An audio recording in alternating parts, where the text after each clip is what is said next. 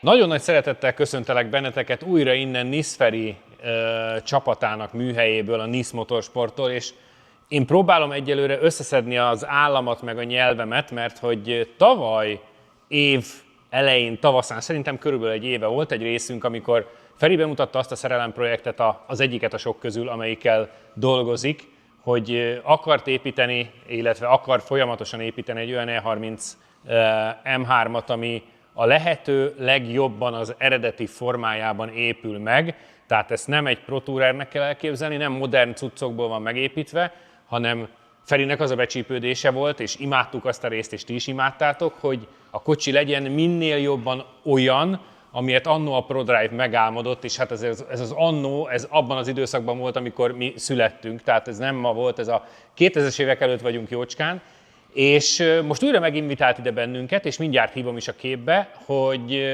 a kocsi kezd egész jó formát ölteni, azt kell mondanom. Mi már tényleg teljesen oda vagyunk. Feri, gyere kérlek, és akkor először is az első kérdésem az hozzád, hogy... Sziasztok!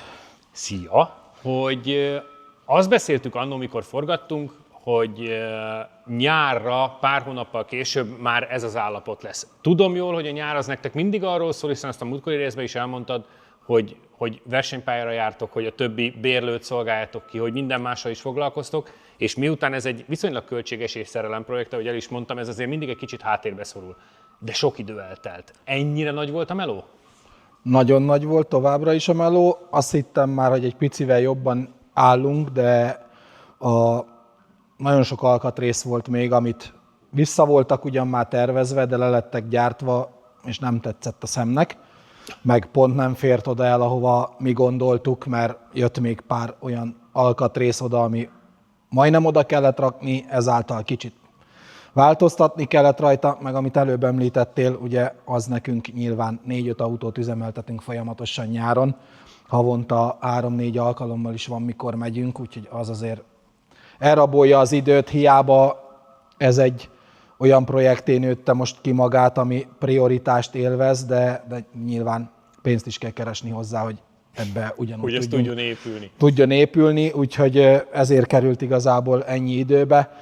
Meg nagyon sok pepecselős dolog volt rajta, mind a karosszériát, hogy mire összeállítod úgy az egészet, hogy tolómérővel a hézagokat rajta, úgyhogy erre így ránézel, és azt mondod, hogy igen, ez az. Pont ezt akartam mondani, hogy ha egy avatatlan szem, mint akár az enyém vagy a nézők nagy része ránéz, akkor azt gondolja, hogy kész van. És most látom a fejedben, hogy ez még nagyon-nagyon nincs még kész, csak már marha jól néz ki. Igen. Nagyságrendileg most már azt tudom mondani, hogy szerintem 98%-os készültségben vagyunk. Minimális dolgok vannak rajta, hogy indítható legyen, de hát ugye a minimális dolgok után azért még nagyon sok dolog lesz, mikor föl kell programozni a motorját a kocsinak, az sem 10 perc, ráadásul ugye ebből rögtön 2-t csinálunk, meg még a 2 motorba is van 2 garnitúra vezérműtengelyünk, amit ki kell próbálni, úgyhogy igazából ez is összességében hetek munkája lesz a próbapadon, mire azután, hogy nagyon örülünk, hogy legalább már beindult, és akkor utána még nagyon sok, és mivel nyilván mellette nagyon közeledünk már azért a szezon kezdethez, így azért megint korlátozott lesz az időnk, amit rá tudunk fordítani. Van benned presszió egyébként, hogy mikorra akarsz elkészülni, vagy ezt most már elkezdted egy picit elengedni, hogy inkább legyen olyan, amilyet megálmodtál, és nem számít, hogy mikor van kész? Amikor én azt mondom rá, hogy jó, ez most 100%-os és készen van, akkor van készen egy projekt. Ez most már idén biztos, hogy nyáron működni fog, mert most már tényleg azért azt a 2-3%-ot, amivel el vagyunk maradva, azt azért most már nem annyira nagyon nehéz belerakni, hogy tudjunk mellette foglalkozni, főleg úgy, hogy most már nem kell akkora kontroll az adott munkákhoz, hanem szabadabban tudunk több ember bevonásával dolgozni, mert már kialakult az egész körkép, mint kábelkötegügyileg benne, mint üzemanyagrendszer, a csomagtartó teljesen kialakult, a motortér totál véglegesen összeállt, minden ilyen kicsi, apró részlet, amit így a fényképek alapján visszamodellezve le lettek gyártva, úgyhogy igazából már a nagyon-nagyon-nagyon időigényes projektekkel készen vagyunk. Most már csak így a beüzemelés, programozás, szépítgetések, tesztek meg ilyenek jönnek, úgyhogy én azt gondolom, hogy ennek nyáron meg kell valósulnia mindenféleképpen. Heten dolgozunk. Mindenki tesz bele melót. Mindenki tesz bele, igen, lakatosom, fényezőm, nagyon-nagyon sok munkaórát és energiát tesz bele mindenki a legjobb tudása szerint, és akkor jövök én, hogy akkor ez még mindig Tehát amikor ők már szegények azt hitték, hogy ez igen, már hogy ez már megvan, akkor jövök én. Amit látunk, az csodálatos, de te szakmailag nagyon-nagyon jól érted. Kezdjük itt az elejénél. A lámpasorokról már annó a kocsi mellett beszéltünk, és tudom, hogy a lámpáknak a keretével mennyi meló volt, tehát ezzel a résszel mennyi meló volt. Igen. Nyomtattátok 3D-ben, nem tetszett, stb.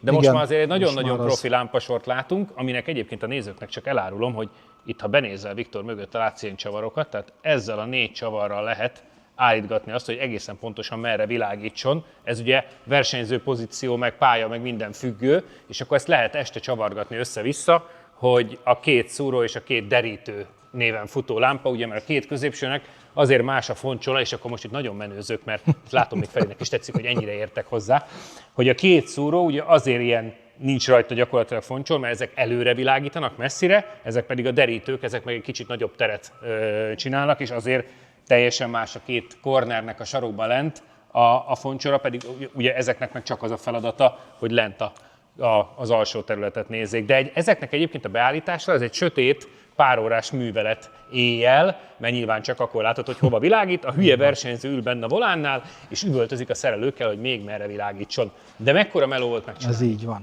Hát nyilván ez is nagyon nagy meló volt az egész kitalálni, ugye már beszéltünk róla a lámpákat, mire megtaláltam, ami olyan legyen a Hella katalógusból, hogy szép legyen. Rajta legyen a Hella matrica, mindegyiken ne az legyen, hogy 2 van, 2 nincs. Akkor maga a tartókonzolokkal is nagyon sok munka volt, mire úgy állt az autón, ahogy kell.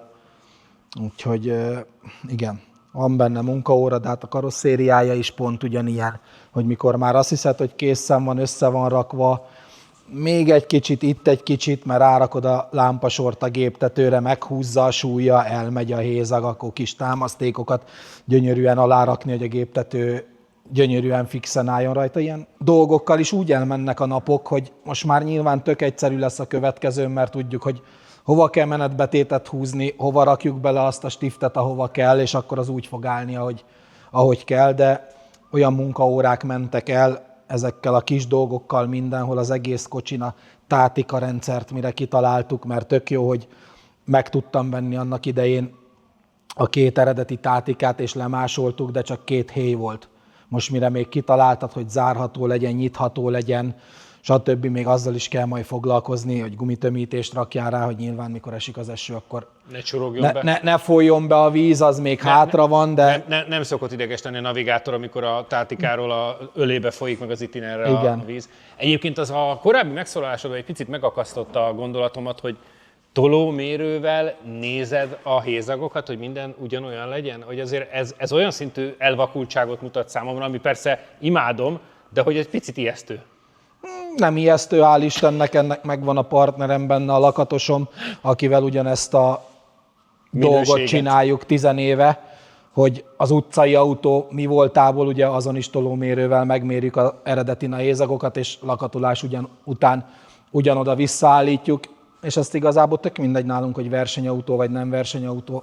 Ezt meg kell csinálni, mert attól lesz az, hogy ránézel, és azt mondod, hogy na tényleg, ezen tényleg úgy fut minden, ahogy kell. Nem az, hogy ránézel, jó, de úgy áll minden rajta, mint tehénen a gatya. Oké, hogy versenyautó, csak ez mégsem egy olyan versenyautó, főleg, hogyha a jövőben befektetők vagy valakik rendelnek egy ilyen autót, akik szeretnének egy ilyet, és elrakják otthon a garázsba, és majd hétvégén jönnek a haverok és megmutatja, akkor az úgy tudja megmutatni, hogy na, ez ilyen. Nem az, hogy majd jönnek, hogy jó, de hát azért itt állhatna jobban is rajta a hézag, meg hát ott a géptető, az miért sánta rajta? Ezen nem sánta semmi, ez ilyen. Egyébként, hogy mennyire népszerű az autó, arról azért csak egy gyors információ megint a nézőknek, egy kis kitekintés, hogy a Neuville, ugye a 2024-es világbajnokunk ralliban, annak is van egy ilyen kis saját műhelyeskéje, mint neked, és ő neki is van egy ilyenje, és nagyon szeret historik versenyeken egyébként az E30-al menni, tehát hogy azért ez egy úgy mondanám, jóban nyúltál, mert ez egy baromi népszerű kocsi, és én imádnám, amikor ebből ilyen világra szóló bizniszt tudsz csinálni. De kezdjünk el, akkor most gyere ide a hátuljához, és egy kicsit mutasd meg a csomagtartót, mert ott is elképesztő izgalmas dolgok vannak bent. Akár például, ugye, ha csak ezt a kis fekete pöttyöt itt elmagyarázod, hogy mi a fekete pötty a hátulján. Ezt is ugye beszéltünk már az első részben róla, hogy az eredeti ProDrive-os kocsin ugye a Premier gyártotta 9 lukúba. 9 furat van ugye benne. A kapható Sparco-ba, meg No Name-be, meg mind 8 furatos. Na most ez is egy nagy kihívás volt, hogy megtalált, hogy ki volt az, mert nyilván az eredeti kocsikon már ugye nyilván a premieres felirata elmúlt 40 év alatt az ott már megszűnt, ahányszor kinyitották, hogy kitalálni, hogy hol volt, de meglett ez is. Úgyhogy aztán utána le lettek gyártva ugye ezek se szokványos gépháztető, meg csomagtérajtó nyitó tüskék, hanem ez pont olyan, mint ami az eredetin volt. Ezt se nagyon csinálja már meg senki, mert ugye nyilván egyszerűbb a Sparco csattot rárakni, csak az nem korhű, mert ilyen volt. Ezt annak idején ugye a BMW Motorsport találta ki 87-ben a gruppás pályakocsihoz, és akkor mivel a ProDrive-ot bízták meg ugye a rally fejlesztésével, nagyon sok dolgot így odaadtak a ProDrive-nak, és akkor meg is tartották azokat, mert ugye a karosszériát is annak idején a Matter gyártotta. A rallikocsinak, meg a pályakocsinak igazából maga az alapja, bukócsövezése, meg ezek az ugyanaz volt. Ugyanoda voltak beheggesztve a kis erősítőlemezek, meg minden, mind a kettőnél, annyi, hogy ugye az emelőbakoknak volt pluszba még fölheggesztve elől, majd arról később beszélünk még. Úgyhogy, és akkor simán csak ugye hátrahúzod a stifteket, kinyitod, és akkor itt jön már mindjárt egy ilyen nagyon egyszerű dolog, hogy hogyan támasztott ki, amiben ugyanúgy rengeteg munkaóra volt, mire kitaláltad, hogy gyönyörűen ott legyen benne, hogy kipattintod szépen, kitámasztod és megáll, nem kell semmit csinálni. Na most ez is mire nyilván ez egy nagyon picike dolog, de elment vele majdnem egy nap. Mire kitaláltuk azt, hogy legyen a rögzítése, már mindent csináltunk, hogy legyen a rögzítése, mire ugye kitaláltuk, hogy oda bele kell csak reszelni szépen a lukat a végének, és be tud oda feszülni, és nem esik ki, és ott van. És akkor utána ugye itt van, ami most, ez a csomagtartó, ez így gyakorlatilag. Azt kell mondanom, hogy a legközelebb létező az annó gyári kocsihoz ez a csomagtartó. Akkor, ahogy látom, a benzintartály, az egyébként gumitankos volt ez? Igen. És akkor ez lent van az eredeti pótkerék helyén? Az eredeti pótkerék helyén lent van, mert ugye gyakorlatilag alulra nem tudtad berakni a tankot, mert nehéz lett volna. Meg nyilván 87-ben, amikor az első BMW motorsportos pályakocsi kész volt, akkor abba is ilyesmi tank volt, csak ugye át kellett alakítani, amit már az első részben is beszéltünk, ugye, hogy abba itt van a catch tank rész, mert annak volt az alján még egy catch tank, ami kilógott a pótkerék tartón, és onnan szívta fel az üzemanyagot, csak ugye nagyon sokan azt a tankot rakják bele, csak az nem eredeti, meg nem tudod jó helyre belerakni a pótkereket, mert ugye utána már csak ide tudod rakni. Igen. Az meg nyilván nem annyira jó helyzet, mert súlyelosztás szempontjából nem jó. Meg hát mivel ilyen volt az eredeti, így ilyenre készült.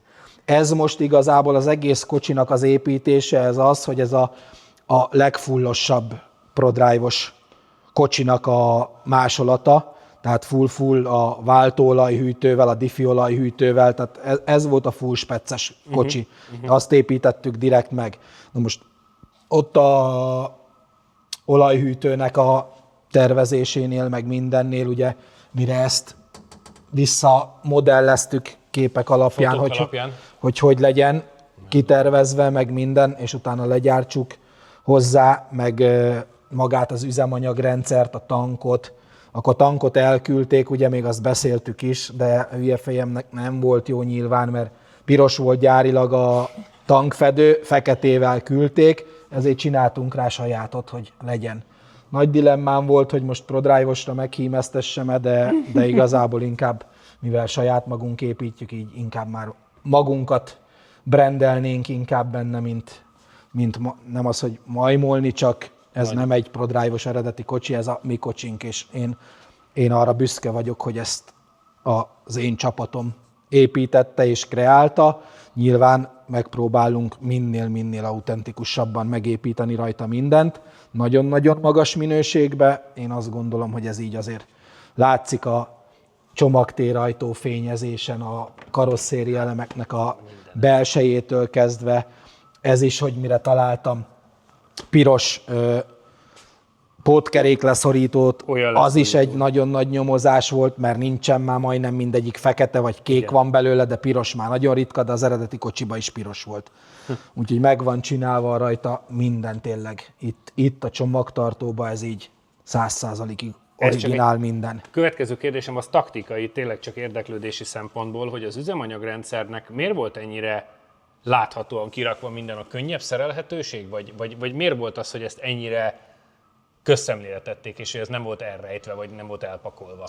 Figyelj, 80-as éveket írunk, ez 88-89-ben volt, ott azért még nem voltak olyanok, hogy tank AC, meg ilyenek, ott általában majdnem minden autó még külső AC-s volt, meg minden, meg pluszba hova rakod máshova.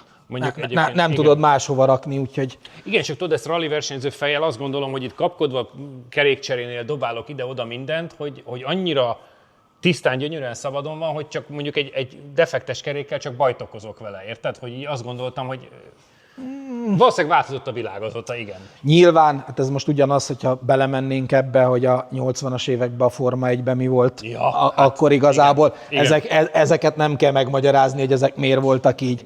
Nyilván mai fejjel már egy ilyet át se vennének. Igen, így van. Most így van. Persze. Hát ezt csak historikba fogadják. Igen. Ezt már nem tudod így megépíteni, mert nagyon sok minden azért úgy van, hogy ez historikban jó, de azért korszerű rally autóépítésnél nyilván ezeket teljesen máshogy csinálod. Nyilván már nem raknád be ide a pótkerékhez a lehető egyik legrosszabb helyre, tengely mögé a lendítősúlyt, nyilván megcsinálod alsó tankosra, ezért szokták kivágni ugye a tanktetőnek a lemezét, és följebb rakják, hogy nagy tank elférjen, meg minden, meg följebb rakják, hogy picivel, hogy ne érjen le, ne lukaszt ki az alját. De azért mondom, hogy ez 80-as évek, tehát itt mindent a 80-as évek autentikájával kell kezelni, mert nagyon sok mindenben nem kell logikát keresni, mert akkor ezt így csinálták. Akkor ez így volt, igen. Ez így van, úgyhogy mi így az eredetiségre törekszünk, úgyhogy igazából itt a csomagtartó az szerintem az... Irány a beltér. Csomagtartó lecsuk. Jaj, pattintó. És akkor szépen a stifteket bestifteljük. Óriási. És akkor ez így lecsukva. Irány az utastér. Viktor jön szemből, és akkor te be tudsz csücsenni, és én innen figyelgetek, te meg mesélsz.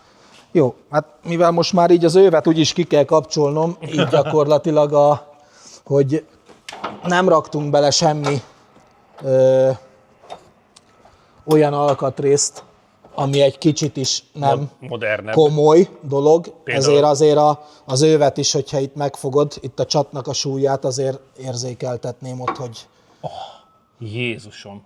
Hogy ezért durva. Is inkább ugyanaz az ülés is. Ugye az is gyárilag kevlár ülés volt benne, ezért kevlár ülés van ebbe is, és megvettem bele ugye a drága öveket is, hogy azok is könnyűk legyenek, annyira hogyha már az ülés könnyű lesz, akkor ugye egyetlen egy dolog, ami a beltérbe ugye típusidegen, de azzal nem tudsz mit csinálni, mert a historikus szabályzat is kimondja, hogy ugye levehető kormánynak már kell benne lennie. Ez nyilván gyárilag nem volt benne, úgyhogy ez egy plusz fejlesztés, gondolom ilyen balesetvédelmi eszköz, hogyha véletlenül meg beugrat. A japánoknál ez nagyon fontos, mert minden autóban így van, utcán igen, is.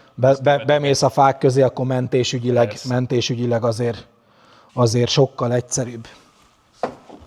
Az egy igazán meglepő újabb sztori nekem, hogy cserébe a gyári ajtóborítást azt meghagyták a versenyautóval, a tekerős ablakkal, meg a full gyári kis izével. Tekerős ablakban annyi kis módosítás van, hogy az is saját gyártmány. Az ablak tekerő. Ez egy kis csököttebb. Igen.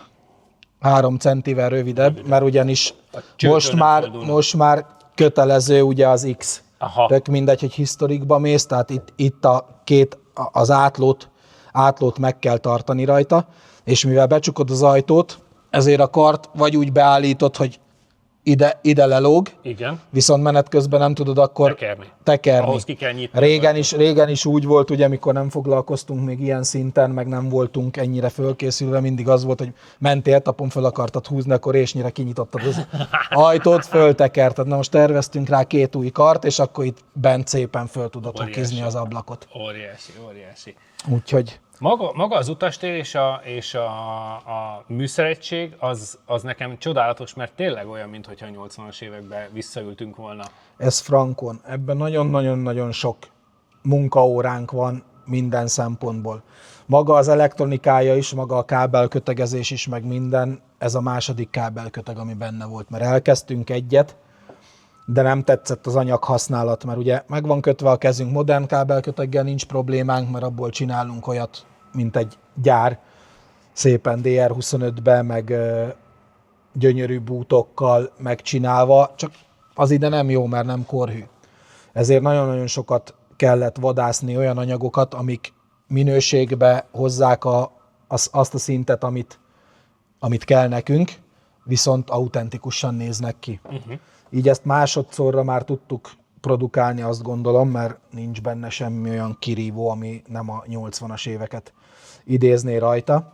És akkor nyilván itt a gombok, meg a minden, az úgy van kitalálva, feliratozva. Fölvittem az irodába az óracsoportot, és akkor kis cetlikből vagdostam kifelé, a betűket nyomtattam, a betűméreteket, hogy lehetett a fénykép alapján, hogy ugye utána azt a matricásnak el tudjam küldeni, hogy ez akkor 40 millis, az 20 milli széles legyen, mert tök egyszerű ezt tudod egy grafikusnak odaadni, és megcsinálja, csak aztán utána úgy is fog jönni, hogy akkor nem innentől idáig ér, hanem hosszabb lett. Igen. Így meg minden akkora, a rádiuszok, az átmérők, minden ugyanaz, mint a gyári, mert ezt nem lehetett sehol venni az eredeti ProDrive-os matrica szettet, ezt kénytelen voltam ugye legyártani. Egyébként a műszeregységet ezt lehetett venni, vagy azt is? Nem, külön a műszereket és mindent, az elhelyezést, azt nektek kellett kitalálni? Mindent. Ugye minden ugye ehhez nem kapsz semmit. Ehhez van nagyon-nagyon sok fényképem, amit már mondtam is, hogy van vagy 5000 fényképem, és abból minimális dolgokat lehet kapni külföldről, amiket már legyártottak, viszont nagyon sok olyan alkatrésszel találkoztunk, ami nem megfelelő minőségű volt, vagy amit annak tituláltak, hogy ez egy az egybe ugyanaz, mint a gyári, semmi köze nem volt hozzá. Úgyhogy ebből adódott ugye a projektnek maga a nagyon-nagyon hosszúsága is, hogy igazából vissza kellett tervezni minden alkatrészt. Nagyon sok alkatrészem volt, ami eredeti gyári cucc volt. Jó, hogy rossz állapotú volt, de legalább alapnak igen, alapnak legalább jó volt, de azért nagyon sok olyan alkatrész volt, amit tényleg, most ugye a taposó most már ott van bent a kocsiba, amit az első részben kiveséztünk a Kevlar taposóval. Igen. Meg a középkonzol, a kis fékerőállító, igen, kis cucukával benne van ugye most már a gyári kapcsolópanel, mire ezekből is meglettek ugye a nyilakat rárakni, hogy most akkor hogy rakod rá gyújtást, mert rajta volt ugye az eredetin is, akkor minden ilyen dolgot, startgomb, tűzoltó rendszernek a gombja, imádom. Minden. Azon gondolkozom egyébként, hogy azért a világban E30R M3 rallyautó még van egy jó pár, és annyi alkatrészt, eredetiben, de annyi alkatrészt legyártottatok és megcsináltatok, hogy szerintem az is egy külön biznisz lehet, hogyha majd megismerik a céget ennek a projektnek a kapcsán, hogy mások, akiknek másféle autójuk van, nem a te gyártott autód van, azoknak is szükségük lehet tőled alkatrészre. Ez abszolút így van. Ezen is hónapok óta dolgozunk, ugyanis most készül az új honlapunk, amin lesz egy webshop jellegű, de nem webshop, tehát direktben nem tudsz vásárolni, mert azért ezek az alkatrészek, ezek nagyon sok mindenünk lesz polcon, most is van kapcsolótáblából, vagy 20 darab már legyártva, műszercsoportból is több darab legyártva, de nem szeretném azt a kellemetlenséget, hogy mint egy webshop, hogy összeadogatod a dolgokat, rányomsz az Enterre, majd akkor utána kifizeted, és akkor utána, hogyha azt mondom, hogy bocs, de ez most nincsen, csak 2 hónap múlva, akkor az engem is idegesít, hogyha ugyanilyen webshopból külföldről cégként vásárolni kell, azt írják, hogy elvileg van, rányomsz, lerendeled, majd 2 nap múlva jön az e-mail, hogy 1 hónap múlva lesz elérhető, és akkor mi legyen, visszautaljuk a pénzt, vagy, és ezt elkerülvén ugye csak ajánlatkérő gombok lesznek majd a termékeknél, hogy érdeklődjél a szállítási időről, meg a raktárkészletünkről, meg ilyenekről, hogy mi elérhető. Ezzel nagyon sok minden olyan dolgot, kellemetlenséget ki tudunk kerülni, de abszolút maga az egész oldal, ugye az E30 M3 építésre lesz jobbára inkább kihegyezve, meg maga ugye erre az alkatrészportálra igazából. Jól gondoltam, tök jó. Abszolút teljesen jól gondoltad. Mi egységeket szeretnénk árusítani, például most nagyon sok helyen van például a csomagtartóra, hogyha visszakanyarodunk, hogy tudsz venni külön gumitankot, olasz gyártmányút, ugye, ami nem autentikus, hogy vegyél külön tankot. Igen ám, de a tankkal mit csinálsz?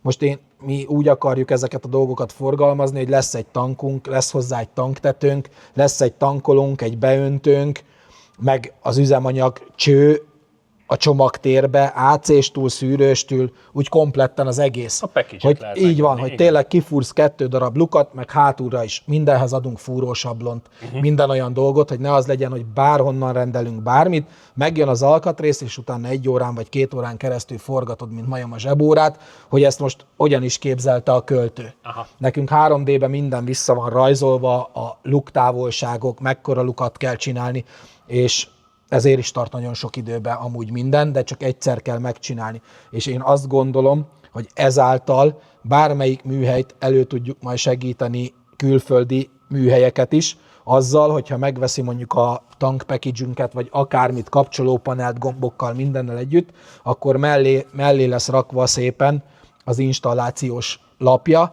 hogy mit hova fúrsz, és akkor az biztos, hogy úgy fog állni rajta, ahogy kell. Ugyanez a kábelkötegre is, majd hogyha kiszállok a kocsiból, akkor ott az asztalra kiterítettem a gruppeás pályakocsinak a kábelkötegét is, de addig azért még itt van bőven bármi olyan dologról, akkor tényleg itt alul mindenhol teli vagyunk azért olyan dolgokkal, amik tényleg nagyon drága dolgok, nagyon sok idő volt reprodukálni, ugye épp az első részben is beszéltük, hogy meg lehet ezt a kábelköteget fele ennyiből is csinálni. Csak mikor megveszed bele nem az 1000 forintos szar Hella, vagy bármilyen alacsony gyártójú relét, hanem a Tyco nem ad el ilyen relét, amit olcsóbban meg tudná venni, kénytelen vagy a BMW-től megvenni 6-7 ezer forintért relének darabját. Na most ebben van 14 darab relé. Tehát ki lehet számolni akkor, hogy csak a 14 darab relén mennyi pluszköltsége van az embernek. Plusz ugye akkor az elektronikáról is beszéltünk az első részben, ami most már itt prezentálva van teljes mi voltába az egész, hogy ott van egy gyári motorvezérlő dobozba, benne van egy modern komputer, fönt az eredeti dobozt újra terveztük azt is, picit úgy módosítottunk rajta, hogy kívülről pont ugyanúgy néz ki, csak mivel az most már úgymond egy haszontalan doboz lenne, ezért megcsináltuk azt, hogy a programozókábelt oda kell beledugni, hogy legyen haszna is, ne az legyen, hogy egy kamudoboz oda van fölrakva. Igen, hanem ott abba van belevezetve a programozókábel, meg mivel ugye maga a komputer, ugye alapkomputer van benne, hogy ne az legyen, hogy benne van egy űrhajó komputer, az a szabályzat kiírja, hogy nem lehet. Ezért úgy van, hogy egy külső adattárolóba tudja az adatokat továbbítani, és ezzel a motorvezérlő ugye marad gyári funkciós, viszont loggoló funkciója így lett a kis dobozzal együtt. Tehát nem online tudjuk csak majd nézni, hanem tudjuk nézni, hogy mi történt az autóval. Ez igazából az egyetlen egy ilyen nagyon modernizáció a kocsiba, mert mint amit az első részben is beszéltünk, hogy azért ez a motor azért az önmagában is nagyon ritka, egy ilyen 15-20 ezer euró alatt már nincsen, amit a pajtából előrántottak motort. Használjuk a blokktömböt, meg a hengerfejöntvényt. Ennyi. Meg a vezérműtengely házat, amit át kell alakítani, de minden más megy a kukába belőle. És mégis meg kell venned az alapot ilyen áron, Meg és kell aztán vegyed, mert nincs... ráköltesz még egy házárát, és akkor van egy motorod. Igen, mert nem tudod azt csinálni. Tök jó lenne amúgy, hogyha beleszámolod ezt a közel 20 000 eurós történetet, akkor tök jó lenne, hogyha mondjuk kapható lenne akár csilliárdokért egy ilyen új blokk a BMW-től, adná 10 000 euróért, nem érdekelne, mert mégis egy új. Igen. Most venni azt 10 000 euróért, meg a hengerfejet vezérműtengelyházzal akár csak ugyanúgy megvenné 10 000 euróért, előbb megvásárolnám azt, mint egy bontott motort kelljen keresgetni, ami attól függetlenül 40 éves nem tudsz vele mit csinálni. Igen. Amúgy meg az összes többi részét kirázod a kukába. A jó kis sárga relék, azok jó olcsók voltak újkorukban. Miért használták a két külön tátikát egyébként? Miért nem volt még akkor tervezve, hogy az egy középen? Igazából ez már a második generációs tátika, ez 89-ben jött ki rajta, ugye mivel ez egy 89-es replika lesz, annak ezt a választottad. D116 POV-nak, az egy viszonylag utolsó darabok voltak. Kétfajta volt belőle, volt egy ilyen kisebb, ami lemezből volt hajtva, az egy olyan kicsit olyan csúnyácska. Nekem az sokkal egyszerűbb megoldani, mert egy ilyen zongora zsanérnak hívott zsanérral billentgeted, meg sokkal egyszerűbb az egész, viszont ez szebb. Az, hogy most miért 80-as években igazából ez volt, tudod nagyon jó, hogy a gruppás Legacy-ba, gruppás Subaru-ba mindben ugye a két tátika volt még akkor még jobban abba hittek, hogy legyen mind a két embernek külön tátikája, és akkor azt csinálsz vele, amit akarsz. Ezt már nyilván a modern rally autóknál megcsinálod azzal, hogy van bent két kis ablak, amit nyitsz, csuksz, és akkor egyel meg van oldva. Igen. Ez igazából ilyen. Ugye itt még a előző részben is beszéltünk, ugye, hogy milyen nehezen beszerezhetőek a dolgok, meglettek ezek is. Ez egy az egyben mind a kettő ugyanolyan, mint annak idején a ProDrive-nál. Ezt se nagyon használja senki, mert nagyon-nagyon sok idő volt, mire megtaláltam, hogy ez a piros tűzoltó rendszernek a gombja, ez olyan legyen, mint a gyári. Ugye ezt is vissza lett modellezve, a tartókonzolja, minden, hogy úgy nézzen ki, hogy így ránézel, és azt hiszed, hogy ez tényleg egy frankó kocsi. Nagyon durva. Ugye a avatatlanabb nézőknek mondjuk el, hogy az egyik az a leállító, külső leállító, a másik pedig a Igen, ez maga a leállító, az meg a tűzoltórendszernek a indító gombja. Mi tudjuk, de hát ha valaki nem tudja, hogy ez mire való. Igen. Ez a két kapcsoló olyan, amit sose kelljen használni egy versenyautón. Igen. Na mesélj a kábelkötegről. Úgyhogy igazából építünk ezzel zsinórba ugye egy pályaautót is. Az is kezd haladni, de nyilván az most mellékes projekt. Ebből volt az eredeti kábelkötegem, úgyhogy ezt viszonylag egyszerűbb volt reprodukálni, meg ugye a gruppásba nincs is olyan nagyon nagy előírások a pályakocsiba, annak idején nyilván historikról beszélünk itt is. Ez így volt megcsinálva, ezt is mire megtaláltuk, tudod, hogy milyen szélessel volt gyárilag lefűzve, milyen távolságban voltak, hogy tényleg úgy nézzen ki, erről majd utána tudunk beépítve is egy képet csinálni, és akkor itt jönnek azok a dolgok rajta, hogy ugye az eredeti csatlakozót megtaláltuk, még lehet. Ezt mesélted annól, hogy ennek a megtalálása mi munka volt. Igen. Hát az, hogy ez is ugye eredeti legyen, ez a műszercsoportnak a csatlakozója, és akkor ez így szépen összetekered, és akkor össze van kontaktálva, de ez is eredeti. Meg ugye ezek gyári BMW csatlakozók, mindegyik csilliárdokba kerül. Meg lehet ezt az egész kábelköteget sokkal-sokkal olcsóbban csinálni, mint ahogy külföldön is megcsinálják azzal, hogy nem stack-kórát raknak bele, hanem sima VDO fordulatszámmérő van benne, egyik 200 euró, másik 800 euró. A VDO műszerek helyett is nem ezt az autentikusat, amit mondtam az első részben is, hogy mire megtaláltuk a fémházassat, nem a műanyagházassat, ott is a visszajelzők, minden, hogy eredeti legyen. Ugye ezek is azzal vannak, eredeti gumidugó, 10 000 forint darabja. Meg lehetne oldani mással is, gyári csatlakozó, gyári gumidugó, gyári csatlakozó, de ez így nézett ki annak idején is, ezért mi megpróbálunk a piacon egy olyan rést betömni, ami nem elérhető, hogy ennyire tényleg 100%-ig originál legyen. Eredeti BMW, ugye amiről beszéltünk, kétszínű, mert az egyik 4 lábas, másik 5 lábas relé, Úgyhogy... Pont amikor most mondtad, tök jó, hogy bele is kezdtél, mert azt akartam volna megkérdezni, hogy meg lesz az a közönség, mert bízunk benne, de meg lesz az a közönség, aki ennyire a részletekbe menően, amit egyébként lássuk be, hogy alig lát, alig használ, nem is tudja, hogy mi van a kocsijában, de értékelni fogja, hogy ti ezt ilyen szinten eredetiben megcsináltátok, és nem a könnyebb utat választottatok, ami valószínűleg egyébként eredményileg ugyanolyan jó működés szempontból. Abszolút, persze.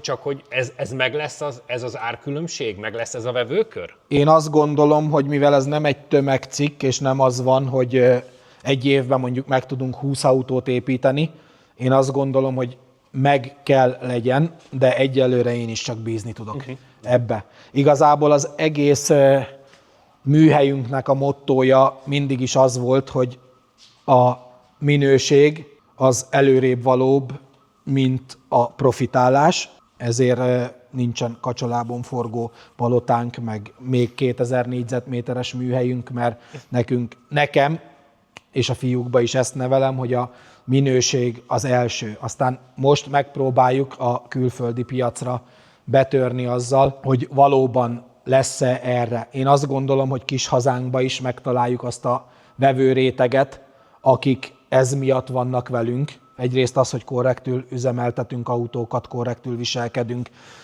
olyan szolgáltatást nyújtunk, amit kevesen, és én azt gondolom, hogy a mai világban is nagyon nagy szó, hogy amikor 2024-ben az első gruppás kocsinkat kiküldtük Németországba, és eljöttek megbeszélni, hogy a németektől eljött 2 szerelő, mert a Hungaroring Classicon találkoztunk kint velük, ott köttetett meg az üzlet, hogy szeretnének egy ilyet rendelni. Annak is igazából az volt a pozitív része nekünk, hogy én mondtam ott kint is, hogy mi itt pici porszem vagyunk itt a gépezetben ahhoz képest, hogy a Hungaroring Classicon ugye csak egy ilyen szaros kamion 200-300 ezer euróba kerül, amivel ott vannak.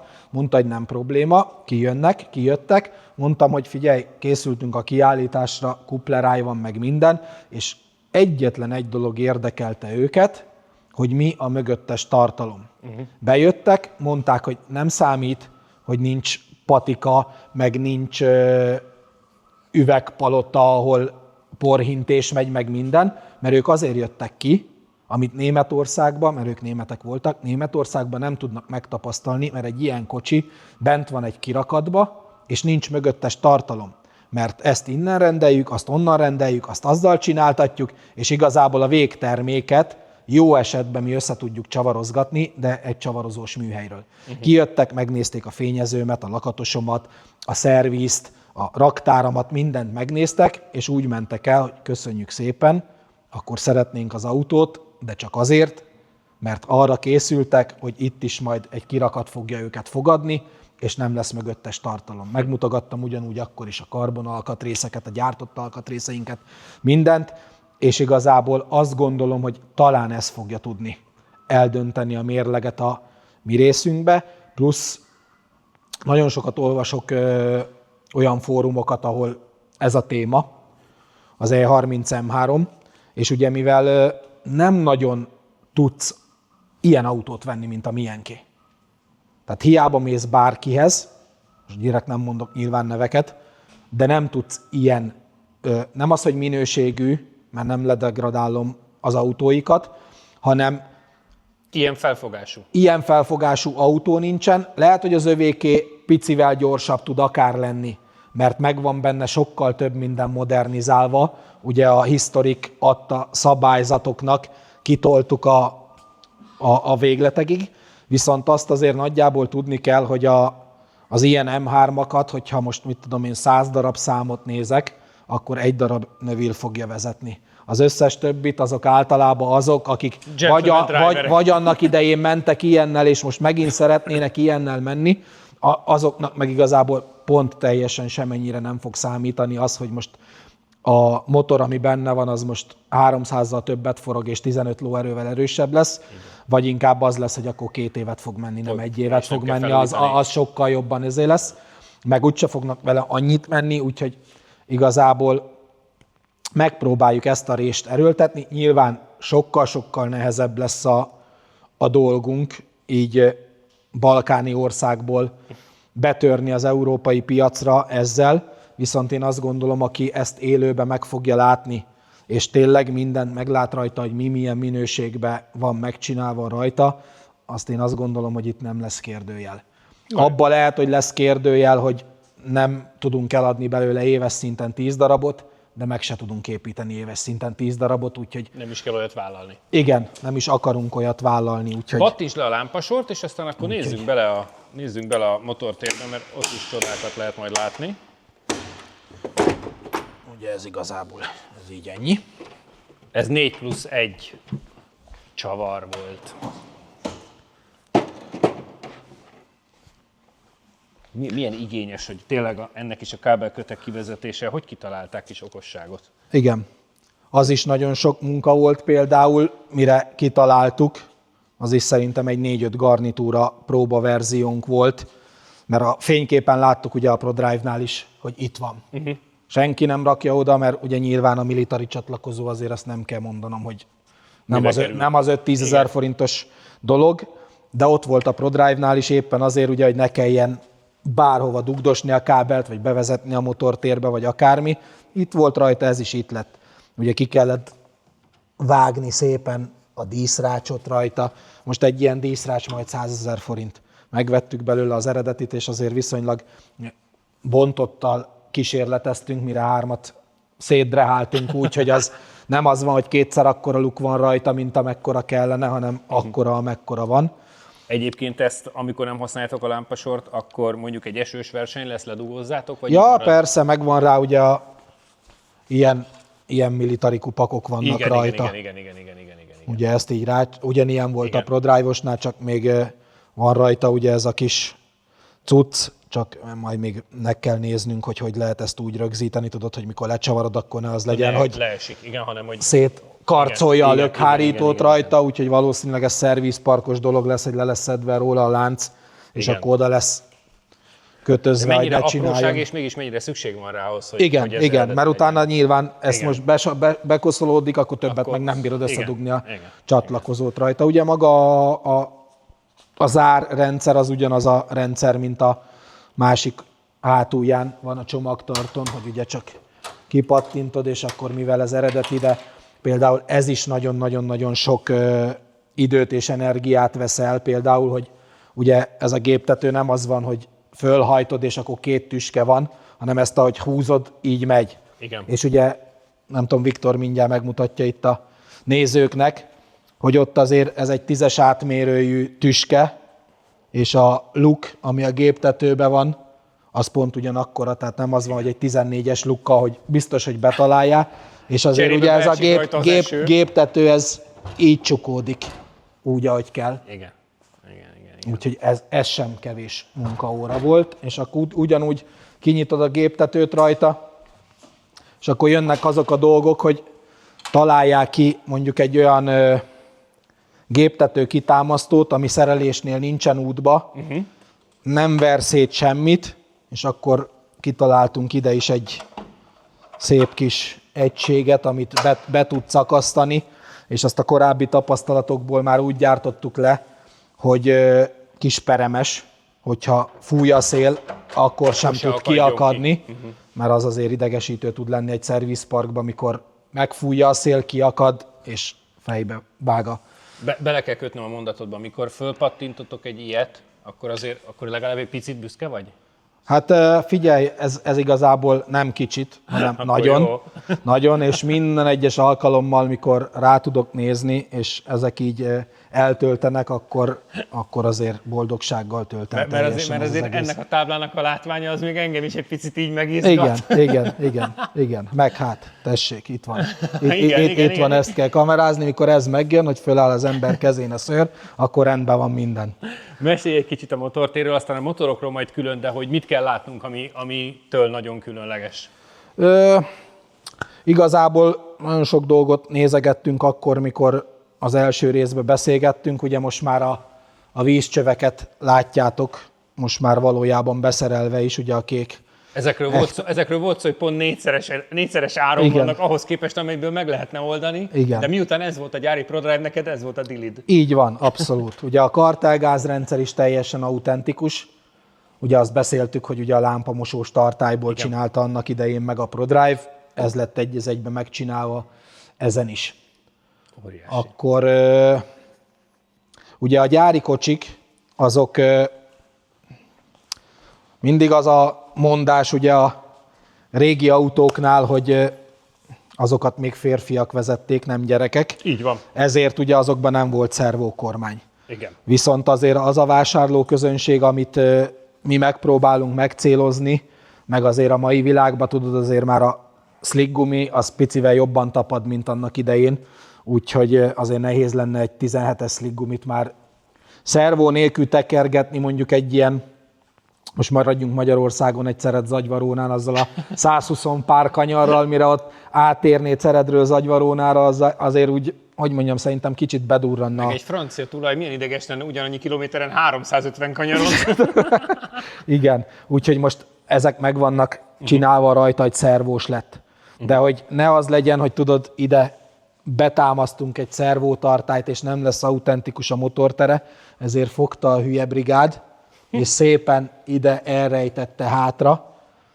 Ugye ott van lent hátul, hogy Ez azért is jó, gondolom, a te olvasatodban, mert ez nem üvölt, és így amikor a motortérre először ránéz egy ember, akkor azért még mindig a régit látja, még akkor is, hogyha el van benne rejtve egy picike modernitás. így Ismerlek van. már annyira, hogy tudom, hogy neked ez jó.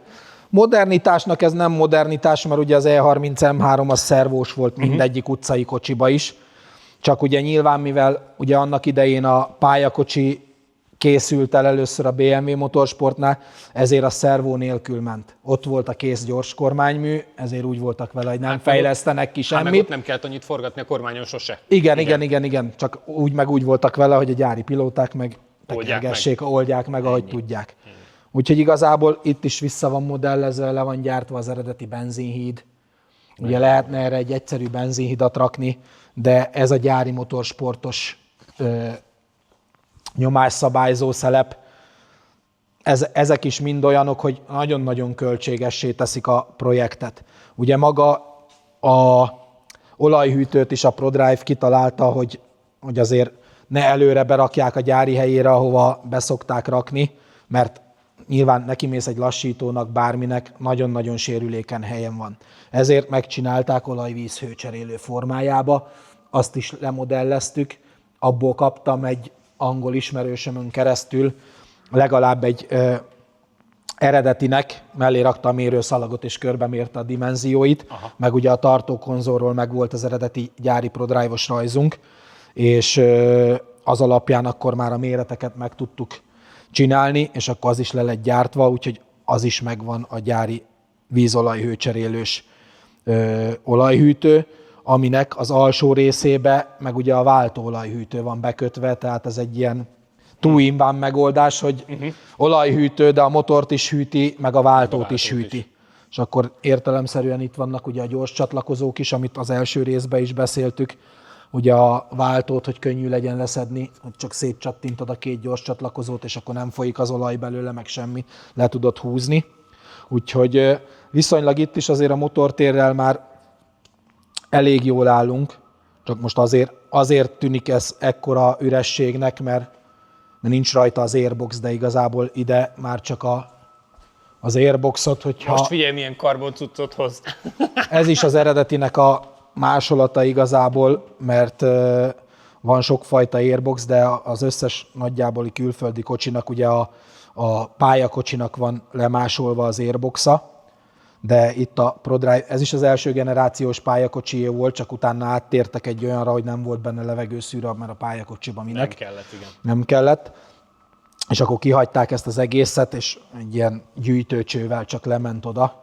Ugye ezt rakod ide szépen. Mindjárt teltházas lett a motortér. És igazából így gyakorlatilag mindjárt ez az egyetlen egy termék, meg ugye vissza van tervezve, meg le van gyártva ugye a gyári légszűrő doboz is, ami most még kell majd rajta mókolni, vagyis átalakítani, mert ugye szervó nélkül belefér, de szervóba nem. Szervóban nem. Ugye le lett gyártatva hozzá a levegőszűrőbetét is, és akkor gyakorlatilag így volt. Ez itt van a hűtő mellett, és akkor ezért csak még ki kell vágni majd belőle a szervópumpának a darabját, és akkor kell egy új sablon csináljunk, hogy legyen szervó nélküli is, meg szervós verzió is, úgyhogy igazából a motortérben már ez az egyetlen egy egység, amit még meg kell oldani, és akkor a motortér az 100%-os, ugye a féket, azt látjátok, már egy fékkuplung, az már föl van olajozva rajta, azok már működnek teljesen rajta, úgyhogy igazából a motorba kell olajat tölteni, meg a vízrendszert kell föltölteni, és utána, hogyha föltöltjük a kompjúterre az indítófájt, akkor igazából eljutunk abba a stádiumba, hogy tudunk röffenteni.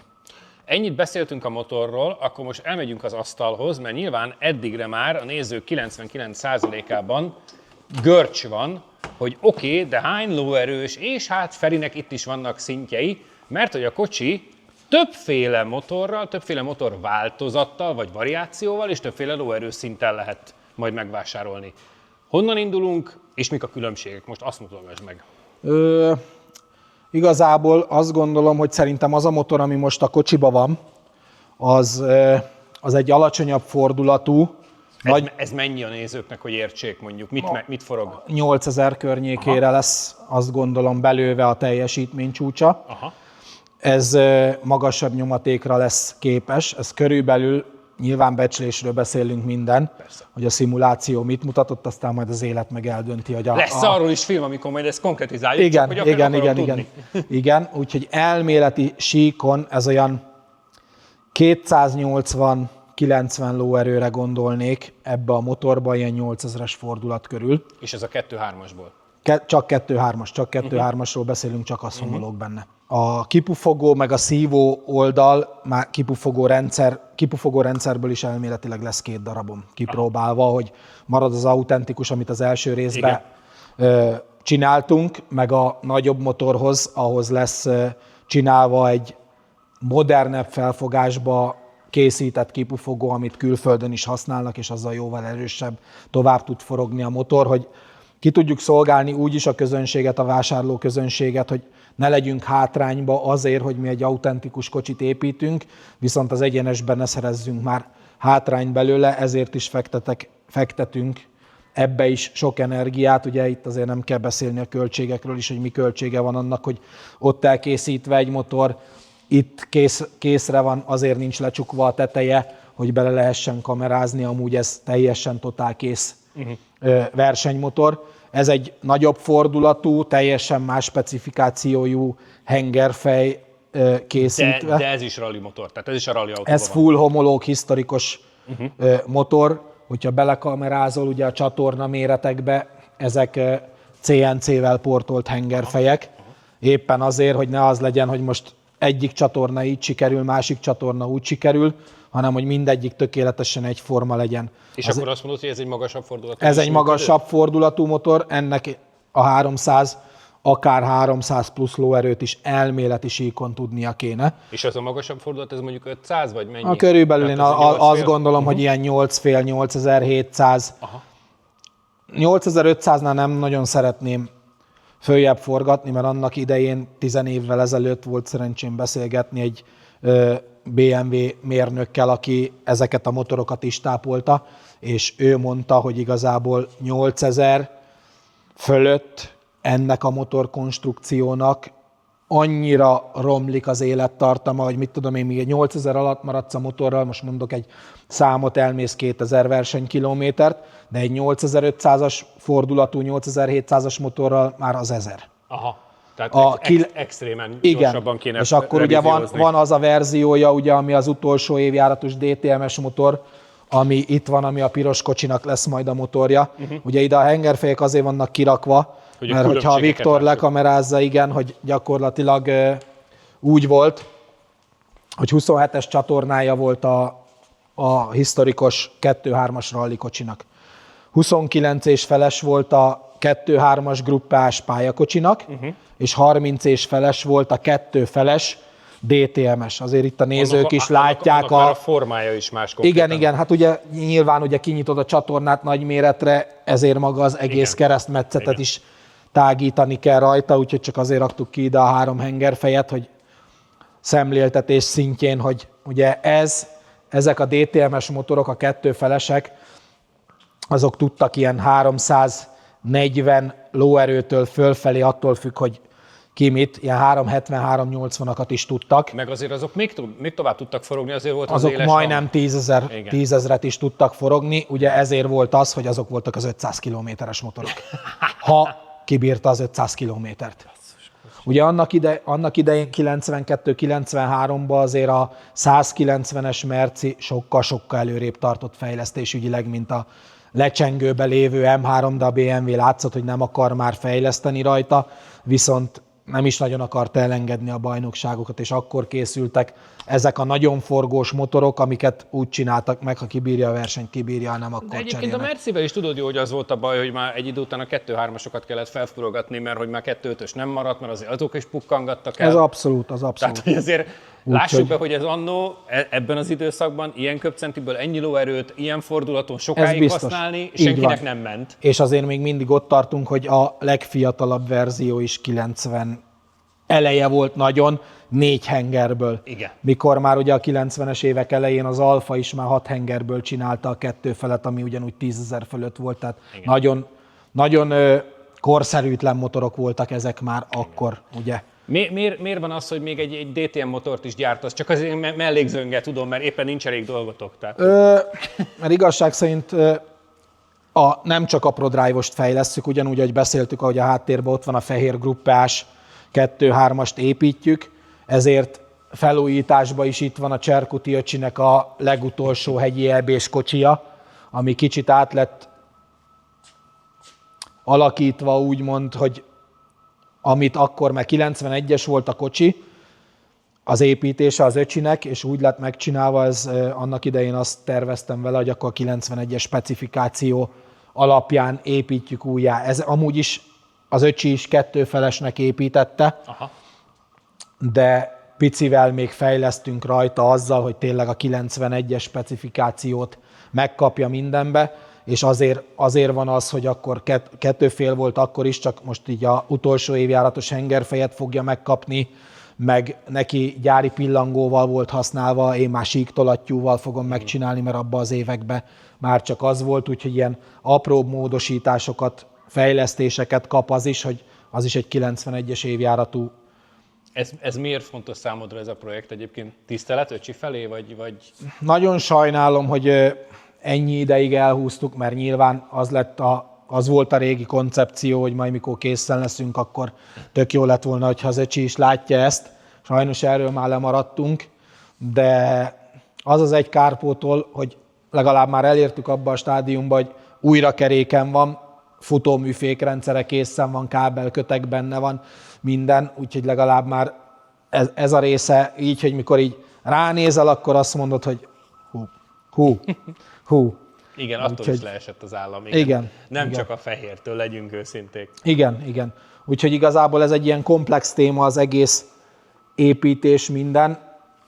Úgyhogy ezért is sok idő, mert míg ugye a ProDrive-os replikát építjük, addig mi ugyanúgy a gruppával is foglalkozni kell, ami... Egyébként a gruppával kapcsolatban az a kérdésem, hogy azt kamerán kívül mondtad, de nyilván elárultjuk a nézőknek, hogy az is egy saját beruházás és egyre magadnak. Így van. Azt is esetleg, hogy ha valaki akarná, akkor gyártanál, vagy arra abszolút, terveznéd, hogy azt is pályaautónak, historik pályaautónak eladni? Így van. Az is egy HTP-s historikus kocsi lesz. Ugyanúgy, ahogy ez ralliba, az ugyanúgy. Tehát gyakorlatilag akkor a Nice Motorsportnál bármit tudok majd venni E30 M3-ból. Ez így van, amit bármit. A ProDrive-os rally kocsin, a gruppás, 2-3-ason, a DTM-es 2,5-ig. Minden vissza van tervezve, a csőlengőkaroktól kezdve, legyártva, minden. Nem voltál normális egy évvel ezelőtt se, de 20 éves se, de most se? Tehát nem változott meg az elmúlt egy évben a hozzáállás? Nem, semmi. Annyi van, hogy nagyon sok fejlesztést csináltunk, minden téren még nagyon sok fejlesztésünk van már 3D szkennerünktől kezdve minden, ami saját, éppen azért, hogy megkönnyítse majd a jövőbeni munkánkat. Nagyon sok mindent azóta már gyártottunk, ugye fönt teli van minden alkatrésszel már, ezért, hogy készüljünk ugye az új párckatalógus, alkatrészkatalógusunknak a feltöltésére, és hogy meg tudjuk ki tudjuk majd szolgálni, ugye, amit az első részben is beszéltük, hogy oké, tök szép dolog egy ilyen kocsit megépíteni, csak azt utána üzemeltetni is kell tudni, és hogy nekünk minden megpróbálok raktáron tartani. Nyilván ez egy idő után kezelhetetlen lesz, ha bejönnek a számításaink, de reméljük, hogy ez így. Az legyen a legnagyobb probléma. Ez így van. Feri, mi lesz a következő részben? Kicsit mondani, ilyenkor szokott az lenni, hogy Viktor bevág egy ilyen mi várható. És akkor mi fog történni majd legközelebb, amikor találkozunk? Mikor legközelebb találkozunk, akkor már rajta lesz az éles program is, és akkor tudunk vele menni egyet itt az utcán, azt gondolom, meg nyilván jöttök majd aztán az első indítást is végig kíséritek, meg ilyeneket, és akkor utána ugye, amit beszéltünk is, hogy akkor elmegyünk Kakucsra, és akkor megnézzük, mit tud. Megnézzük, hogy mit tud, mert őszintén nagyon kíváncsi vagyok én is, hogy... Én arra vagyok a legkíváncsibb, hogy Niszferi mit fog tudni a Csaba meg a János ellen. Azt hiszem, ez lesz annak a műsornak ez lesz a csodája. Igen, ők azért jobban benne vannak a kakucsozásba, mint én, viszont nekem meg ebben van előnyöm, úgyhogy majd meglátjuk igazából. Nem, nagyon ez a része annyira nem az, hogy nem motivál, hanem azért vigyázni is kell rá, mert egy nemzeti kincs, meg nem az a baj, hanem nem is a nemzeti kincs a probléma, hanem hogyha valami lesz vele, akkor nem az van, hogy gyorsan nyomunk egy entert, és jön az új, és beépítjük, mert az tök jó móka meg minden, hanem utána is masszív szívás jön azzal, hogy igen, főleg úgy, hogy gyakorlatilag ezen az autón most az összes karosszériárem vadonatúj. Ezt annak idején 10x évvel ezelőtt megvásároltam az új sárvédőket rá, körbe mindent, új C-oszlop, új hátfal, új homlokfal, úgyhogy nem nagyon szeretném új lökhárítók rajta, ami nemzeti vagyon. Most egy ilyen szaros lökhárító, amit beszéltünk, már közel 800 000 forint üresen. Elképesztő. Nincs benne irányjelző, nincsen benne semmi. Mindig azt gondolom, hogy a Rally 2 azért nem szeretünk azzal menni, mert hogy az is drága, mert ott is tud lenni mondjuk 5 kg egy lökhárító. De hogy ez egy 800. Igen, tehát, igen. Ez itt tényleg extrém dolog. Most úgy lesz a maga az üzemeltetése is a kocsinak, hogy ezen eredeti minden. Aztán le lesz gyártva, vagy nem le lesz gyártva, mindegy, ott van fönt ugye a lökhárító, már le van és amikor sablonozva, meg minden. Ha a szabályzat engedi, akkor föl lesz rá rakva, mert nyilván azért azzal lehet nagyon sok költségcsökkentést csinálni, hogy üvegszál lökhárító, üvegszál küszöb van rajta, hogy ezek így össze van rakva, ebbe gyári lökhárító gerenda van rajta, de már van készen könnyítésünk. Feri, a Kasznin még van itt zárásként pár kérdésem. Hától és elől is láttam ezeket a kinyúló szarvaskákat, ami az én szegénységi bizonyítványom, de őszintén szóval fogalmam nincs, hogy mire való, mert hogy ilyet még életemben nem láttam. Ezek micsodák? Ez igazából ez is a 80-as évek szülöttje. Azért nem láttam, jó van? Igen, mikor annak idején ugye nem kiépített szervizparkok voltak, hanem kihelyezett szervizek voltak, és nyilván ott az út szélén mindenféle körülmények között tudni kellett ezt emelni, bakolni, meg ilyenek, és erre találta ki ugye a ProDrive ezt a dolgot, amit mi is lemodelleztünk és megcsináltunk, hogy így ezek igazából az emelőszarvak, amihez csináltunk egy ilyen adaptert is, és akkor azt így szépen beigazítod alá, elkezded fölemelni, és nem az van, mint a modern rally autóknál, hogy ugye rámpára fölugratsz az elkészített szervizparkba, meg minden, és akkor tudod berakni alá az emelőt, mert olyan laposak a kocsik, hogy... emelő bakhelye ugyanúgy van, meg berakjátok a bakot, csak így emelitek. Igen, meg. Annyi különbség van közte, hogy most nyilván a lámpasor miatt nem lehet, de ugye ennek furatos mind a két vége. Aha. És ennek nem modern érába lévő dolga van, hogy a küszöbbakokat csinálod meg, hanem igazából ebbe az emelő szárba dugod bele a bakokat, és így bakolod föl az autót. Értem. Aha. És ugye ez... És az, hogy ennyire egyébként a középponthoz közel van bakolva, az egyensúlyban, meg mondjuk szerelhetőségben nem akadályoz, hogy itt van bakolva, és nem oldalt? Épp az, hogy gyakorlatilag ez az, ami sokkal jobb rendszer.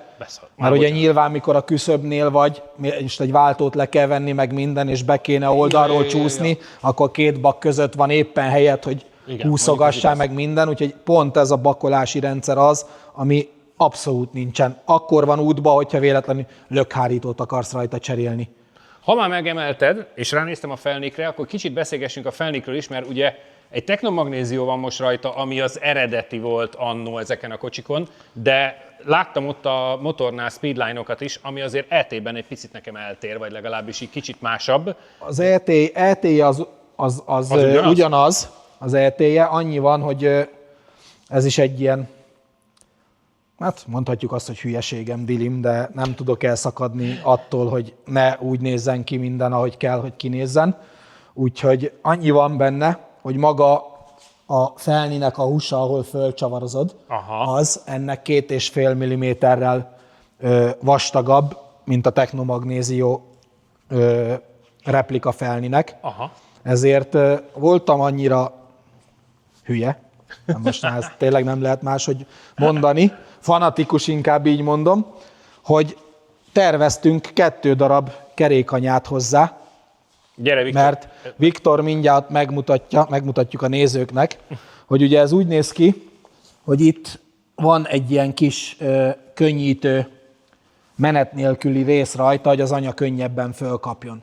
Na most ugye, hogyha ezt úgy tervezed meg, hogy 1 darab kerékanyád van hozzá, akkor az egyik felnivel, mondjuk a Speedline-nak, aminek a húsa 2,5 mm-rel vastagabb, akkor mindjárt idáig fog kilógni rajta a kerékanya, és az nekem szúrja a szememet, úgyhogy ezért igazából van 2 fajta kerékanyánk, van egy, ami a Speedline-hoz van, itt lehet is látni ugye a magasságbeli különbségeket, hogy az alacsonyabb a Speedline-é, hogy ugye mind a 2 felnivel pont ugyanodáig lóg a kerék. Jó, nem tudod megmagyarázni, hogy beteg vagy, tehát én nem is akarom. Aki ismer, azt tudja rólam, hogy zaccos vagyok nagyon régóta, úgyhogy én ezt vallom is, és ebből sose fogok leengedni. Az egészen biztos. És akkor zárszóként még egy izgalmas dolog ezen az oldalán a kocsinak, hogy azt gondolnánk, mert hátul van is hozzá ugye a lökhárítóból hivatalosan kivágott rész, hogy ott megy ki a kipufogó, de valakit oldalt hoztak, és így levágódott. Így van. Hát ez a ProDrive-os kocsin így volt, úgyhogy így terveztük meg mi is, ugye oldalkipufogós volt gyárilag. Mennyit számít egyébként mondjuk az, hogy nem hátul vezetik ki, hanem hogy oldalkipufogós? Súly. Rövidebb úton megy a gáz ki. Szívómotornál nem feltétlen biztos, hogy előny. Egy magas fordulatú motornál azért nem akkora gáz. Pályakocsinál van nekem 2-3-as gruppából olyan kipufogó rendszerem, hogy abból volt egy olyan évjárat, 87-ben volt, de az is nem sokáig volt rajta. Hogy a leömlő végén itt jött ki rajta a sidepipe, egy nyitott üres cső. De ott ugye nem számít, mert ott bőgették 8000 fölött a motort, hogy most az 4000-nél vagy 5000-nél mit csinált, senkit nem érdekelt. Igen. Itt azért ennek hatványozottan azért sokkal-sokkal több jelentősége van, mert itt azért nyilván nyomatékból amennyire egy ilyen kis köpcentis szívómotort lehet nyomatékosnak hívni, azért is lesz az, hogy ugye 2 fajta opciót csináljuk, mert nem mindenki ugyanaz a vezetési, nem az, hogy képessége, hanem egyénre kell szabni tudni ezeket az autókat, mert nem mindegy, senki nem vezet ugyanúgy, senki nem tudja ugyanúgy kezelni. Van, aki a magas fordulatút, mint például én imádom a magas fordulatú motort, nem nagyon tud zavarba hozni az, hogy nem működik alul a motor, mert fönt kell éltetni, aztán kész. Egy pár szituációban nyilván rossz, mikor nem működik alul a motor, de én sokkal jobban szeretem azt, hogyha üvölt rendesen. Úgyhogy. Ez egy tökéletes végszó volt, ebből is láthatjátok, hogy amikor majd oda eljutunk, hogy a fiúk egy kicsit azért majd mennek gyorsabban is a járművel, akkor Feri is jól fog vele menni. Nagyon köszönjük a mai előadást is, elképesztően élveztük, és gratulálunk az állapothoz. Köszönjük. És akkor követjük tovább a projektet, és akkor legközelebb indítunk, megmozdítjuk, stb. Úgyhogy sok minden következik még. Akkor is tartsatok majd velünk, de nézzétek vissza, aki most látta ezt a részt, az érdemes visszanézni a legelső részt, ami még egy tavaly ide fönt van a csatornán, mert akkor Feri még kaszli formában is a most látható alkatrészeket még nem beépítve, hanem nagyon sokat még építési fázis alatt mutogat meg, és már akkor kiderül róla, ami ma is kiderült róla, hogy hát szegényként nem teljesen normális, de hát így szeretjük. Köszönjük, hogy ma is velünk tartottatok, Feri, köszönjük, hogy itt lehettünk. Kövessetek bennünket mindenhol, Insta, Facebook, YouTube, TikTok, és jövő héten is jövünk, de ezzel a projekttel is valamikor érkezünk, akkor is tartsatok majd velünk, sziasztok! Sziasztok! Hirdess nálunk! Légy te is a Lap Timing YouTube és social felületeinek partnere. Csatlakozz az 1 4 millió egyedi megtekintést elérő YouTube felületünkhöz. Irányított kampány lehetőségek, egyedi műsorok, kérte is személyre szabott ajánlatunkat az info@slaptiming.hu e-mail címen. Csatlakozz hozzánk!